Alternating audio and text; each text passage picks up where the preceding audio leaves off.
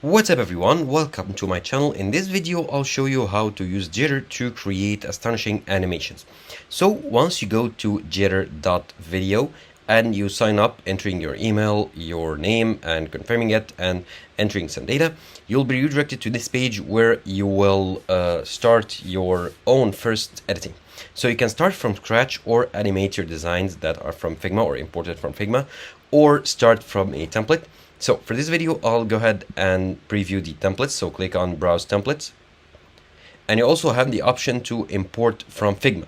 So you have templates for animations for like text messages, progress bars, sliding web like screens, and like for Instagram handles, for YouTube, for anything.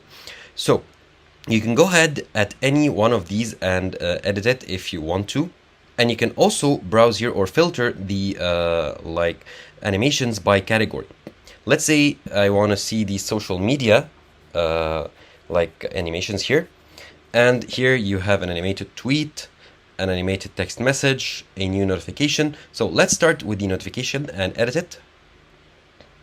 Okay, it load up in the editor. And here you need to duplicate to edit files. Okay, duplicate to edit. And here you have a playhead that'll scrub through your timeline. And here you have an indication of like here the notification appears and here the notification shrinks out. So let's edit the text in the notification here. Click on the notification and here you can edit anything. So let's say zoom in here from, I zoom in from my trackpad or scroll from your mouse. Let's say here I want to have a message from how to simple that says subscribe to my channel. So subscribe to my channel. Okay, and you can even edit the emoji or remove it. Okay, let's remove it. And here you can animate here or control the animation. So here you have the notification and the two texts here. You have the header that says message, and you also have the background. So let's change the background pretty quickly. Here you have the design, click on design, and the color of the background will appear here. It's a gray background, which is default for like iPhone notifications. Let's say we want to change it up a bit. Okay, let's make it a greenish color. Okay. And you can even control the opacity. So let's crank it down to like 50% to make it, sorry, 50%, not 500%, to make it more transparent. Okay, as you can see here.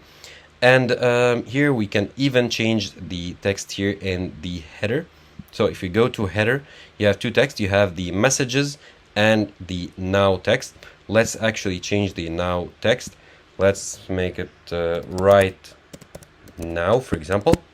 And the messages, let's make it, for example, important. Okay, exclamation mark.